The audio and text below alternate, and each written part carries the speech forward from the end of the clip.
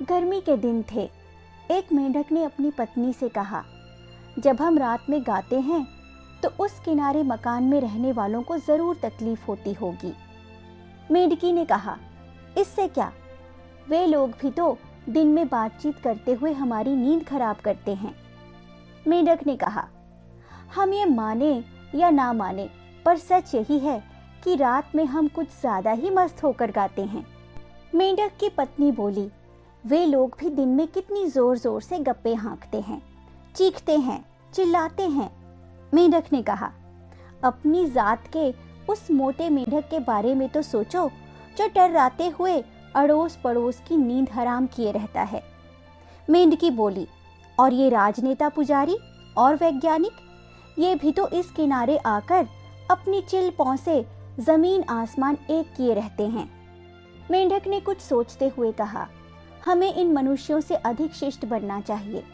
क्यों ना हम रात में चुप रहा करें और अपने गीत मन ही मन में गुनगुनाएं।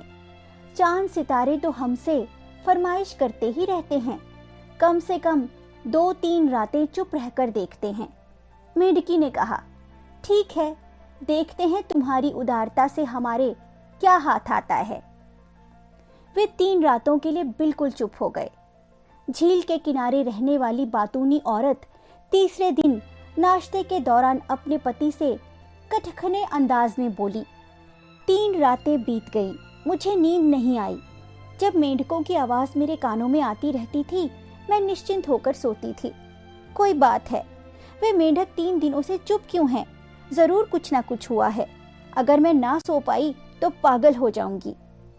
मेंढक ने जब ये सुना तो अपनी पत्नी को आंख मारते हुए बोला, इन रातों के मौन व्रत ने हमें भी पागल सा कर दिया है ना? मेंढक की पत्नी ने कहा, ये रातों की चुप्पी तो जान ही ले लेगी। वैसे तो मुझे भी कोई कारण नजर नहीं आता कि हम उन लोगों के लिए चुप रहें जो अपने जीवन की रिक्तता को शोर से भरकर चैन से सोना चाहते हों। और उस रात मेंढक मेंढकी से चांद सितारों द्वारा की गई गीतों की फरमाइशें खाली नहीं गई। आज की ये कहानी आपको कैसी लगी, मुझे कमेंट्स में ज़रूर बताएं। आपके द्वारा दिए गए प्रोत्साहन से एक नई ऊर्जा का अनुभव होता है, इसलिए लाइक, शेयर और सब्सक्राइब अवश्य करें। साथ ही नोटिफिकेशन के लिए बेल आइकन प्रेस करें, जिससे आपको चैनल के सभी अपडेट्स मिलते रहें। तो लेती हूँ आपसे विदा और जल्दी ही लौटने वाली हूँ कुछ नया लेकर, यहीं एपिक धारा में।